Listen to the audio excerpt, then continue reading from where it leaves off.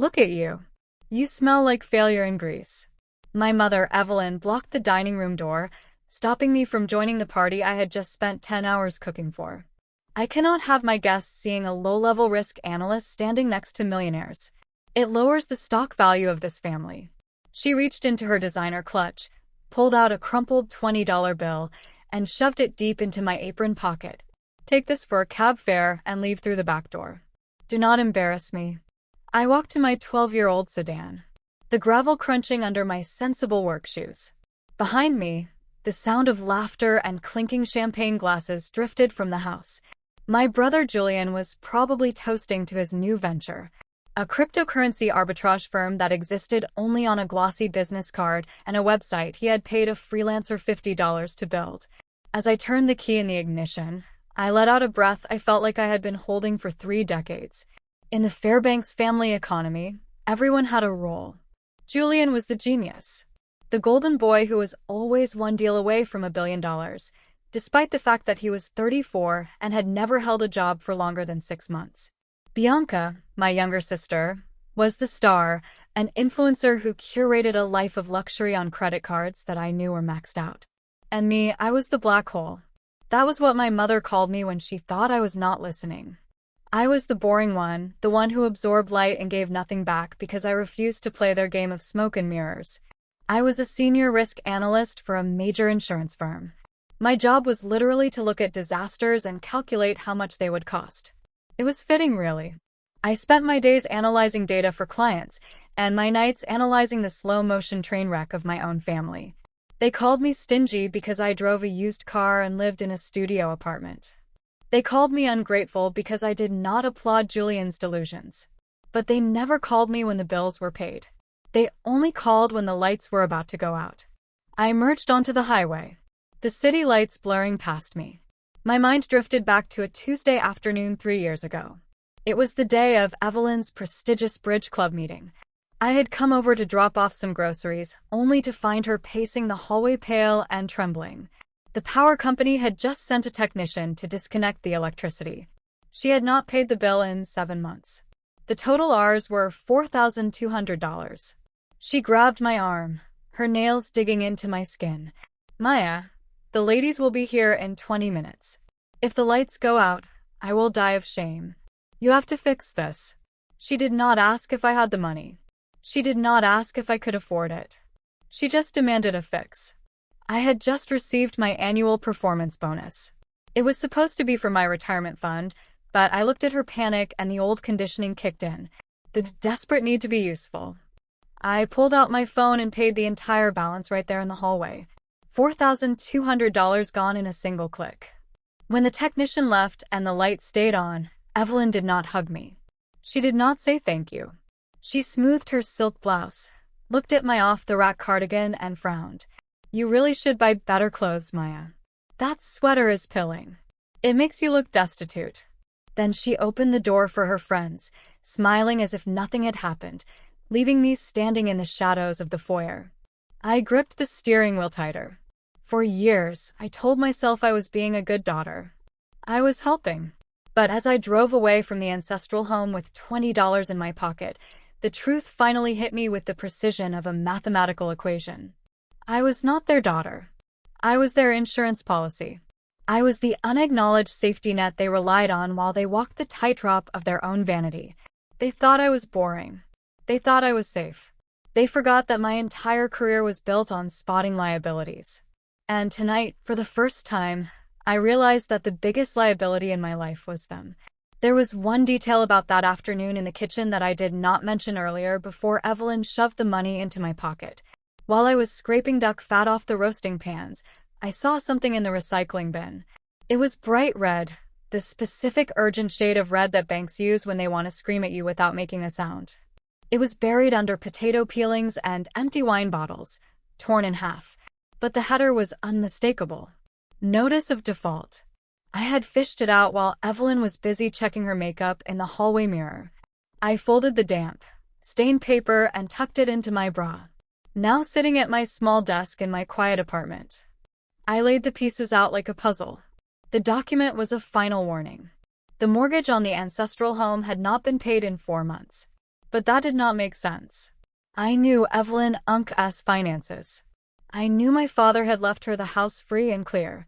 There should not have been a mortgage to default on unless someone had taken out a new loan.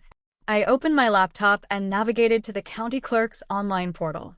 Most people think you need a badge or a warrant to see property records, but you do not. You just need an address and an internet connection. Public records are the great equalizer. I typed in the address of the house I grew up in. The search results loaded in seconds. There it was. A home equity line of credit taken out 3 years ago. The amount made my stomach turn. $220,000. I clicked on the digital copy of the deed of trust. I scrolled down to the signature line. There was my mother's name, Evelyn Fairbanks, signed in her elegant looping cursive. It looked perfect. It looked official, but something about the date next to the signature noted at me. October 14th, 3 years ago.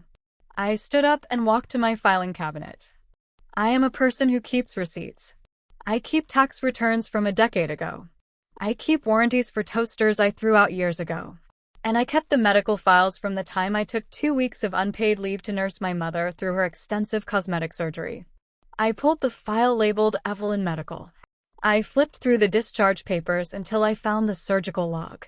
Date of admission October 14th. Time of surgery 8 in the morning.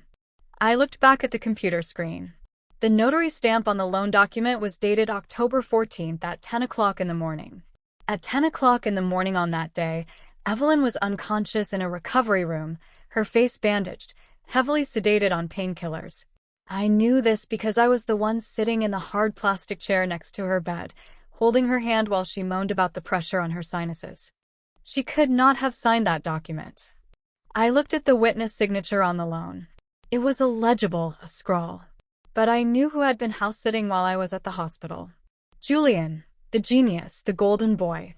He had forged our mother's signature while she was under the knife, leveraged the equity in her home to the tune of $220,000, and likely gambled it all away on crypto schemes and luxury rentals. But here was the truly sick part. Evelyn had to know. The bank sends statements. The bank calls.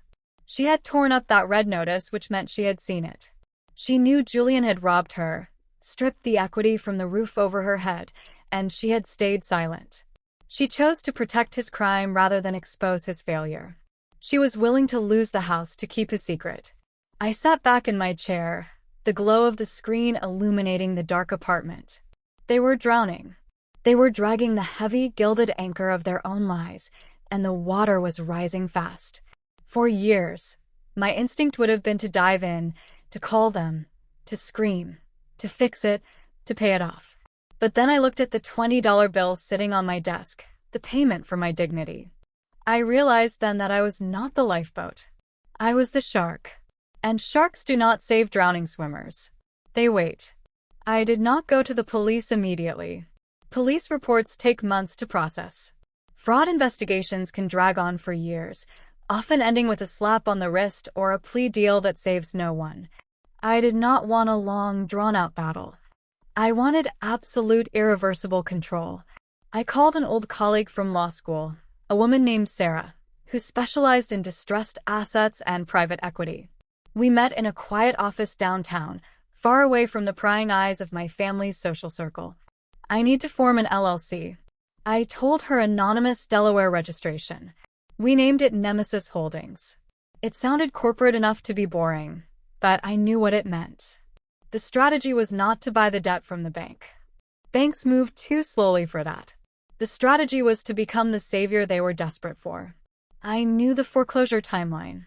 The bank would be sending the final notice to vacate within 30 days. Julian would be panicking. He could not refinance because his credit was destroyed, and Evelyn could not refinance because she had no income. They were unbankable. So, Nemesis Holdings would step in. We drafted a proposal for a hard money rescue loan.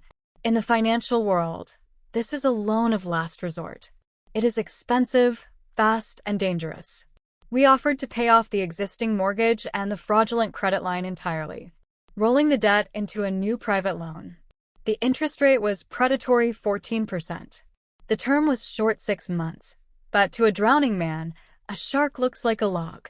I knew Julian would see the cash and not the consequences. I used my savings money I had scraped together from years of living in a shoebox apartment and driving a clunker to fund the capital. I was betting everything I had on their greed. Once the paperwork was ready, I sat back and did the hardest thing of all. I did nothing. In risk assessment, there is a golden rule that I live by. Never interrupt an enemy when they are making a mistake. I spent my evenings in my apartment scrolling through social media on a burner account. I watched my brother Julian post stories from a VIP booth in a club holding a bottle of vodka that cost $300. He captioned it, "Closing deals. The empire grows." I saw Bianca posting unboxing videos of designer shoes, complaining about how hard it was to find good lighting in her bedroom. I saw Evelyn at a brunch, smiling that tight, practiced smile, pretending her world was not crumbling beneath her feet. The foreclosure clock was ticking down. 20 days, 14 days, 10 days. Every bottle Julian popped, every shoe Bianca bought, every lie Evelyn told was another shovel of dirt out of the hole they were digging. If I had called Evelyn, then if I had run to her screaming that her son was a thief and her house was gone, she would have hated me. She would have called me a liar. She would have accused me of being jealous of Julian's success. She would have defended the parasite until it killed her. So I let the silence stretch. I let the fear build in their house while I sat in mine, drinking tea and reviewing the contract clauses. Silence is not passive. Silence is not weakness. In the wild, the predator does not roar before it strikes. It waits until the prey is comfortable. It waits until there is no escape. I waited until 3 days before the auction. Then I told Sarah to make the call. The bank's final eviction notice arrived on a Tuesday morning. It was taped to the front door of the ancestral home. A stark neon orange piece of paper that no amount of social maneuvering could hide from the neighbors. According to Sarah, my lawyer, Evelyn did not handle it with grace. She apparently tried to peel it off with her fingernails, shredding the paper, but leaving the adhesive residue, then locked herself in her bedroom with a bottle of Chardonnay. Julian, true to form, was not even there. He was likely dodging calls from his bookie. This was the moment they were most exposed, the only moment the trap could work. 2 hours later, Sarah knocked on their door, looking like help, not a predator. Muted gray suit, a sensible luxury sedan, and a leather portfolio stamped Nemesis Holdings. She presented the offer. We drafted a bridge loan that would pay off the bank in full and stop foreclosure immediately. The terms were brutal, high interest, short runway. But to a panicking family, there was only one headline that mattered. House saved. Evelyn didn't hesitate. She devoured it. I knew it, she told Sarah, practically glowing. Julian's networking finally paid off. He said he was close to private capital. He's a genius. Banks never understand visionaries. Sarah smiled politely. Mr. Fairbanks certainly has a reputation. When Julian arrived, he looked like a man walking to his execution until he realized the executioner had brought him lunch. He scanned the numbers enough to wipe out the HELOC and the mortgage plus a 6-month grace period. To him, it wasn't rescue. It was time. Time to hustle, to spin, to scam his way back upright. Then he reached page 14. Warranty of solvency. That was the poison pill. Simple, lethal, clean. The borrower guarantees all liabilities are disclosed. Any undisclosed debt over $5,000 triggers immediate default and an automatic transfer of the property deed to the lender. Sarah later told me Julian went still. A full minute, eyes locked on that paragraph, sweat forming at his hairline. He knew exactly what it meant. He had gambling debts, tens of thousands owed to people who didn't send invoices. He started to speak, probably to stall, probably to negotiate, but Sarah leaned forward and delivered the line we had rehearsed loud enough for Evelyn to hear. Is there a problem with standard disclosures, Mr. Fairbanks? It's boilerplate. Unless, of course, a successful tycoon like you has. Unsavory debts with bookies or loan sharks. Evelyn laughed, radiant with pride. Don't be ridiculous. Julian doesn't gamble. He invests. The trap snapped shut. Julian had 2 choices. Refuse to sign and confess. Right there. That he was a fraud who'd set their lives on fire, or sign. Pray we wouldn't check and live to lie another day. He chose the lie. No problem, he said, voice cracking. Where do I sign? He scribbled his name. Evelyn signed beside him, beaming, never realizing she just handed her deed to a shell company owned by the daughter she disowned. They celebrated. They believed they'd beaten the bank. Beaten consequences, beaten me. The ink wasn't even dry before Sarah sent the confirmation. Documents signed. Warranty breached. Assets secured. I was in my car eating a sandwich when my phone buzzed. I took another bite. It tasted like victory. The closing meeting was set for 10 a.m. at an upscale notary office, downtown mahogany Polish, old money air, the exact stage Evelyn loved. I arrived 5 minutes late on purpose. Through the glass I saw them. Evelyn in her best pearls. Bianca live streaming with a pout. Julian laughing with the notary like a man who'd gotten away with it. I opened the door. Julian's laugh died. Bianca lowered her phone. Evelyn's face hardened into a scowl. What are you doing here? She snapped. If you're here to beg because you're jealous of your brother's success, leave. Actually, since you're here, go pour water for the lawyers. Try not to spill it, you useless girl. I didn't answer. I walked to the sideboard, poured a glass, listened to the ice click against crystal, and drank it slowly while staring at Julian. Then I opened my hand and let the glass drop, a dull thud into thick carpet. I walked to the head of the table, the seat reserved for the lender. Sarah stood, pulled the chair out for me, and said, sharp as a blade, Miss Maya, please take your seat. I sat, set my portfolio down. I didn't come to pour water, Mother. I own the company. Julian blinked. Nemesis Holdings? That's an investment firm. Nemesis Holdings is a single-member LLC, I said evenly. And I'm the single member. I slid a file across the table. Julian opened it and turned pale. Inside the background check, his gambling debts laid out in humiliating detail, plus maxed-out credit cards opened in Bianca's name. You signed a warranty of solvency yesterday, I said. You swore you had no undisclosed debts over $5,000. I leaned in. You lied. Julian panicked. Wait, this is just paperwork. We can fix it. I can explain. Sarah didn't look at him. She stamped the final document with a heavy rhythmic thunk. The default clause is self-executing, Mr. Fairbanks, she said. Due to fraudulent misrepresentation, the deed transferred to Nemesis Holdings effective immediately. It was recorded with the county 10 minutes ago. She clicked her briefcase shut, nodded once to me, and stood. The house is yours, Miss Maya. I'll leave you to handle tenant notification. She walked out. The lock clicked. We were alone. Silence filled the room like all the oxygen had been pulled out. Evelyn's face drained to ash. Not anger, now fear. Real fear. The first time she looked at me like someone she couldn't intimidate. You, she whispered. You stole my house. I saved it from the bank. I corrected. And then Julian handed it to me because he couldn't stop lying for 5 minutes. Evelyn's voice broke into a wail. How could you? We're your family. I looked at her and felt nothing. No rage. No heartbreak. Just cold clarity.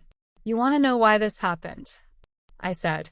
Because you loved the lie of your son more than the truth of your daughter. You saw the notices. You knew he forged signatures. You pretended not to see it because admitting he failed would mean admitting you failed. I pointed at Julian, shaking, head in his hands. You chose the beautiful lie. Now you have neither the lie nor the house. It isn't tragedy, Mother. It's math. Evelyn deflated in her chair. Bianca stared at me, realizing her lifestyle had just lost its backdrop. You have 30 days, I said. Use them wisely. I left without looking back. From the notary office, I went straight to the police precinct with the forged Helic documents and hospital records proving my mother was unconscious when she supposedly signed. Fraud over $5,000 is a felony. They arrested Julian 3 hours later. Evelyn got her notice to quit the next morning. 30 days. She left with 4 suitcases and a box of photo albums.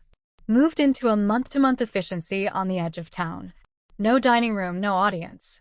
I never returned to that house. The moment the title cleared, I listed it.